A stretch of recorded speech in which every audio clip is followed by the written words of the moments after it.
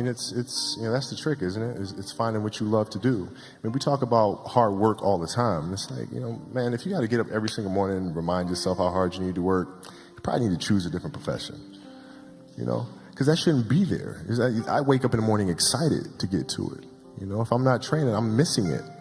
If I'm not watching a game of basketball, I miss it. There's no place I'd rather be. And if you have that feeling, then you're truly doing what God has put you on this earth to do. Prove your value is to work, is to learn, is to absorb, to be a sponge. Right? But you always want to outwork your potential. As hard as you believe you can work harder than that. And that's what I tried to do when I first came in the league. But basketball is such a direct competition sport that me coming in at 17, I hated when my teammates would say, I get hit with an elbow, right? Shaq would hit me with an elbow in practice, and Nick Van Exel would come up and say, "Are you okay?" I'm like, "Motherfucker, what? Are you okay? What the hell's wrong with you?"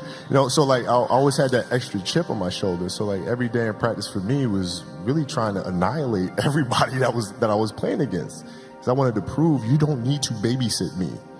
I'm fine, And so it's always that competitive nature, the work ethic, and curiosity. Because I asked a lot of questions. Playing with Bryant Scott, I asked him a lot of questions. Eddie Jones, who was great at chasing guards off the screens, and I didn't understand how to do that. I would sit with him before practice, after practice.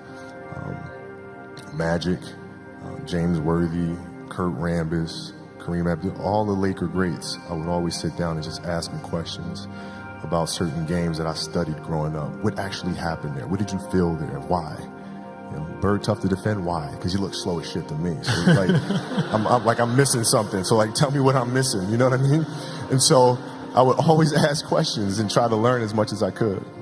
I dream. I have dreams, and dreams they should be pure. And I think a lot of times, when we're born into this world, we actually wind up going backwards. And it seems like the more we mature, the more responsible our dreams become. And the more governors we put on ourselves and our ability to dream and to reimagine. And it's always a fight for us parents and for you guys to make sure that your dreams always stay pure. And so it's not a matter of pushing beyond your limitations or expectations. It's really a matter of protecting your dreams, protecting your imagination. That's really the key. And when you do that, then the world just seems limitless. I always dreamed as a kid that, it was possible to score 80 or 90 or 100. I always just had a dream. Sometimes you lay down in bed and you visualize things. And you just kind of, that's at least how I would go to sleep. I'd lay down, I'd imagine playing for the Lakers, and I would imagine what the uniforms look like. I would imagine where we'd be playing, and, the smell of the arena and all sorts of stuff. And I would see myself, getting hot, and score 10 straight points. But in a dream, why would you ever interrupt that? You're not going to have a dream and be like, okay, and then he misses his next 6. It's not going to happen. So you just keep dreaming and dreaming and dreaming. And before I go to sleep, I'm at 120 points, And so when you grow up, downloading that into your brain over and over and over. And then, that summer, I made 1,000 shots a day. 1,000, right? That's on top of weight training and my conditioning. I made 1,000 shots, and they weren't just shots. It were shots that you saw in that game. There were specific shots. It was coming out of the corner, going to the pinch post, footwork in the post, coming off the screen. It was very specific. So when you download that into your system and you go out in the court and you're just executing things that you've done thousands of times before, and you have that dream, then that becomes possible. Why reinvent it? I don't understand that. You go out and play the game and you're just trying to create something new. No, this is what I do. This is what I do extremely well. You're gonna have to stop me from doing that. And if you do stop me from doing that, I have a counter to that. Done. Philosophy was a very simple one. And this is where I think film plays a big part of my life. Rudy was one of my favorite films growing up, right? And if you guys haven't seen Rudy, I suggest you watch Rudy. In that film, I come to understand if I could work that hard every day, with being blessed with the physical tools that I have, what would my career be? And I made a promise to myself from that day that I was going to work that hard every single day so that when I do retire, I have no regrets. And that was the most important thing for me, is to leave no stone unturned, get better every single day. And if I lived that way, then over time, I'd have something that was beautiful. But that was my philosophy. It seems like a pretty simple one, but if you live your life to just get better every single day, and do that for 20 years, what do you have? That's good, right? Introduced meditation to us when he came to our team in 99, 2000. And it was something that I instantly gravitated to because I could see the effects. I used to watch, studying the games, the Bulls teams, and watching their demeanor, watching their composure, playing in a tough place in like Utah, doing the finals and being down 17, but everybody was like this. You couldn't tell if they were down 17 or up 20 or a tie game, and never changed. And I was wondering why the hell that is.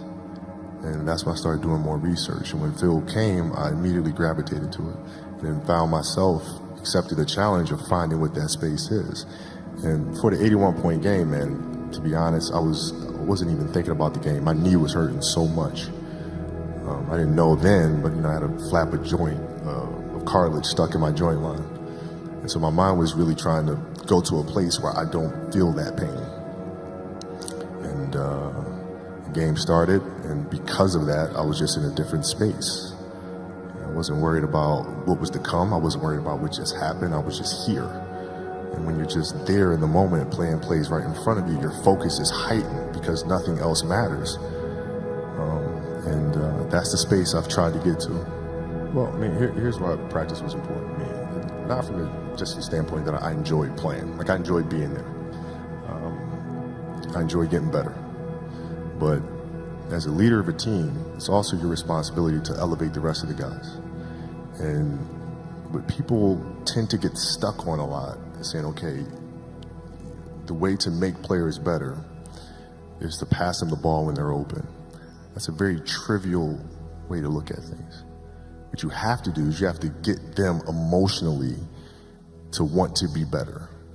You have to get them to an emotional space where they wake up every morning driven to be the best version of themselves, right? And how do you do that? And in practice, for me, it was a chance to drive them, to challenge them, right? And this is where you have to know your teammates, because if it's late, we just had a back-to-back and we had practice the next day, and you show up and guys don't feel like going through the motions, don't feel like practicing. It's important to know each and every one of them individually, personally, because then you know what nerve to touch.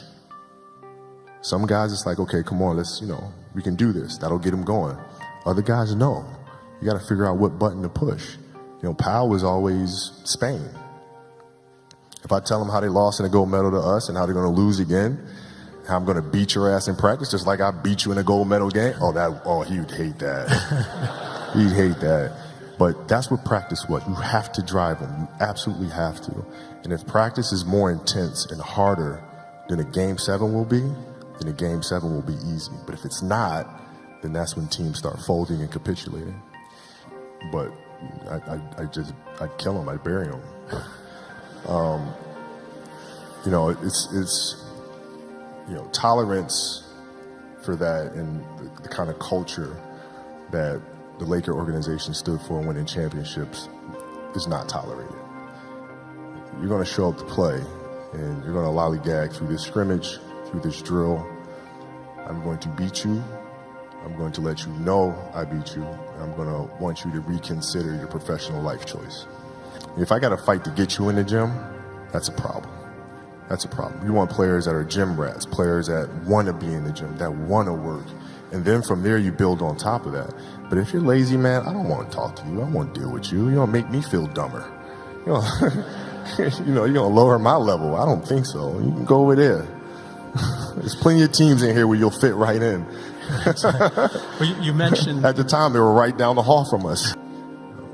Believing in me and standing by me and all sorts of stuff. Like, I'm I'm not gonna go anywhere. Like, this is home to me. You know, we work through this stuff together, and like, you know, as a leader, you gotta be able to take the good with the bad, man. You can't just, because the ship's sinking, all of a sudden I'm gonna jump off and swim to another ship like that. You don't do that, right? If you can win championships in front of everybody, then you could miss the playoffs in front of everybody. You gotta be able to take both sides of it, because I love doing it.